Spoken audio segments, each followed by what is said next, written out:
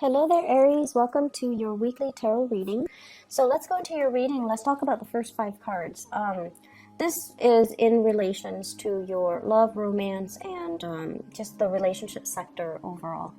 For those who are single and, looking, okay, and also for married people.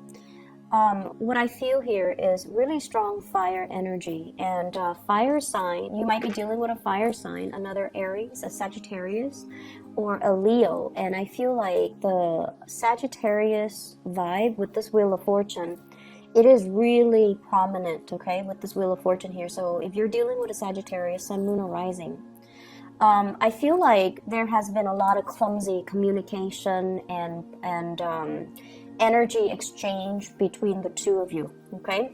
And the reason I say that is we have the Page of Rods. This is the Page of Wands. It's a very young energy in the reverse position.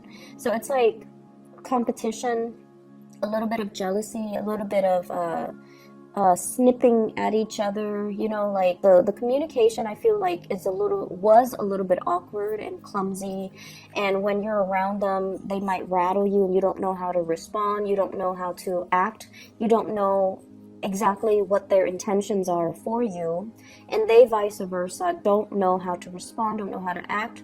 So I feel like the two of you, there might have been a lot of attraction, but the way in which you handle it is just, young and clumsy and a little bit awkward. So this is moving away into the past, and moving forward, I see a lot of maturation that's happening over time. And I feel like a lot of it has to do with you not being so impulsive and taking a little bit of a stance where you kind of, put your guard down, you kind of chill out a little bit, and you kind of detach yourself and approach them not from a stance of defensiveness or offensiveness. So you're, rather than going head first and, reaching for them or going straight for them, beelining it for them, I feel like you're playing it cool, you're being a little bit more relaxed. And so the communication and the energy exchange between you and them, it's a lot more harmonious. So we have here the Knight of Rods. This is somebody that is, they're very easygoing, carefree, very exciting, very attractive, possibly different from you, culturally, religiously, linguistically. So it's somebody that hails from a foreign land or from a place where their values are different, their beliefs, their worldviews are very different from you. But this is a very nonchalant energy. They don't judge. They don't tell people, you should do this, you should do that. They don't impose their belief systems on other people. And I feel like if you are dealing with another fire sign, even though, you both are fire, I feel like there might be some cultural differences. So letting the other person kind of be them, while you focusing on what you need to do, rather than preaching, but being a lot more accepting, being a lot more open. That's going to be very crucial for you to get the relationship off the ground, okay? I see two people here that have a lot of attraction towards one another, but I feel like one person is very, very closed off. One person is definitely interested. There's mutual attraction. And one person is a little bit more closed off here with this Four of Pentacles. This is sort of like not really trusting the other person's agenda, feeling like the other person might not be completely straightforward, feeling like they have ulterior motives. So I feel almost like, do you like me for my financial resources, or do you really like me for who I am? Okay, I see you questioning that, and I don't see like paranoia, but I feel like you have dealt with a lot of young energy, or you have, gotten involved in relationships in the past where the people were not really great or nice people. And so some of you, because of that, you're kind of holding back, you're kind of more skeptical, and that's fine. But I feel this trepidation here about getting involved with new people because you're also very fearful of commitment. And so you're just like, if I get involved with them, is that really going to detract me from my work, my security, my financial resources? Is it going to also affect, the way in which I spend my free time? So I see somebody clamming up or not ready to open up because of fear of commitment, because of fear that they're going to have to reorganize their life around the relationship partner, and they're not really prepared to do that.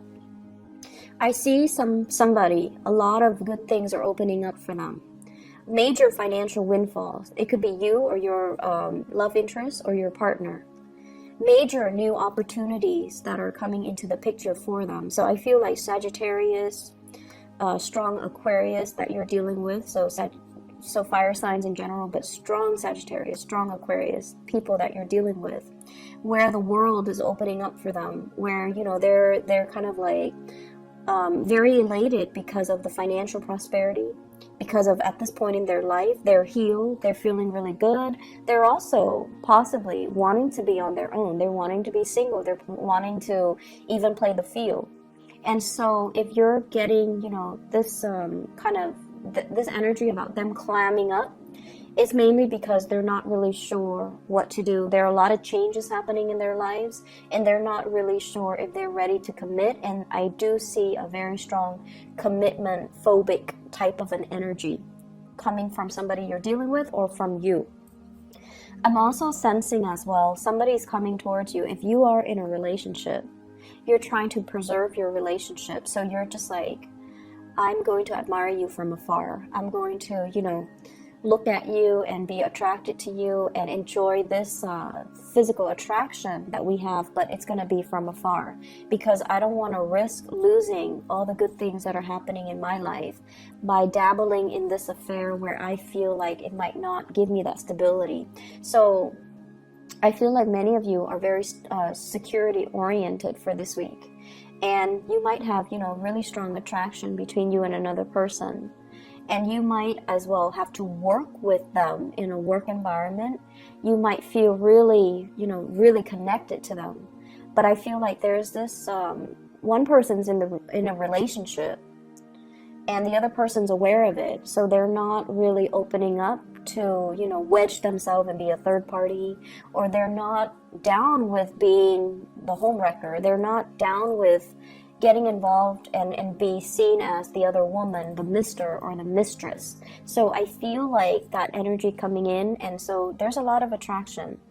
There's a lot of hopefulness for between you and your significant other, or between you and the person that you are crushing on. I definitely feel somebody coming towards you, and I feel like you're kind of not sure about their motives, okay? So that's just what I'm feeling here. For those who are in coupled relationships, I see the two of you joining your assets together. This is a card about power, being able to manifest a lot of financial security, hanging on to your money and your resources, possibly, deciding, hey, let's have children, and, saving up and things like that, saving up for a rainy day, saving up for home repairs, making a lot of like practical calculations to, as a couple, save up so that you can buy something or make some big purchases, or even save up for your financial security in the future. Okay, so it's a really beautiful energy. In terms of other areas in your life, what I feel here is this is a really good card. Positive reception, career advancements, having promotions, or dealing with working in an environment where you're kind of like on center stage.